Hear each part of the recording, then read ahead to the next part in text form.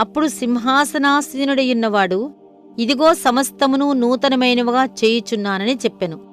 ప్రకటన 21వ అధ్యాయం 5వ వచనం. ఆయన నామమునకు మహిమ కలుగునుగాక. సమస్తమును పాపం చేత దారుణంగా కొట్టబడి పాడైపోయాయి కాబట్టి అవి అన్నీ నూతనంగా చేయబడటం అవసరం. కప్పబడిన పాత వస్త్రాలు తీసివెయ్యబడాలి. ఎందుకంటే సృష్టి అంతా విశ్రాంతి దినపు వస్త్రాలు ధరించుకుంటుంది. దేవుడే ముందుగా సృష్టిని చేశాడు కాబట్టి ఆయన మాత్రమే సమస్తాన్ని నూతనంగా మార్చగలడు. వేరే ఎవ్వరూ ఆ పని చెయ్యలేరు.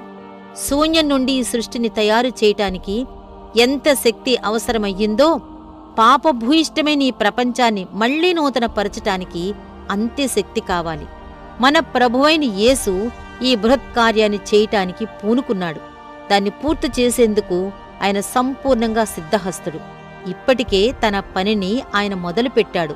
శతాబ్దాలుగా పట్టు విడవకుండా ఆయన మనుషుల హృదయాలను నూతన పరుస్తూనే ఉన్నాడు. ఈ సమాజాన్ని కూడా నూతన పరుస్తాడు. అంచెలంచెలుగా మానవ ప్రభుత్వ చట్టాన్ని నూతన పరుస్తున్నాడు. ఆయన కృపచేత మానవ స్వభావం కూడా నూతన పరచబడుతోంది. ఒక రోజు రాబోతుంది. అప్పుడు ఈ దేహం కూడా నూతన పరచబడుతుంది.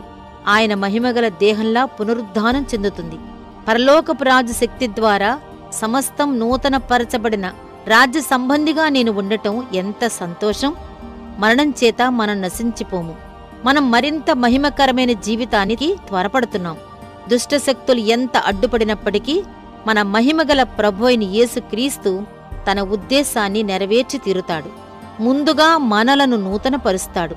ఆ తరువాత మన కోసం సమస్తమును నూతనపరిచి దానికి సంపూర్ణ సౌందర్యాన్ని ఇస్తాడు.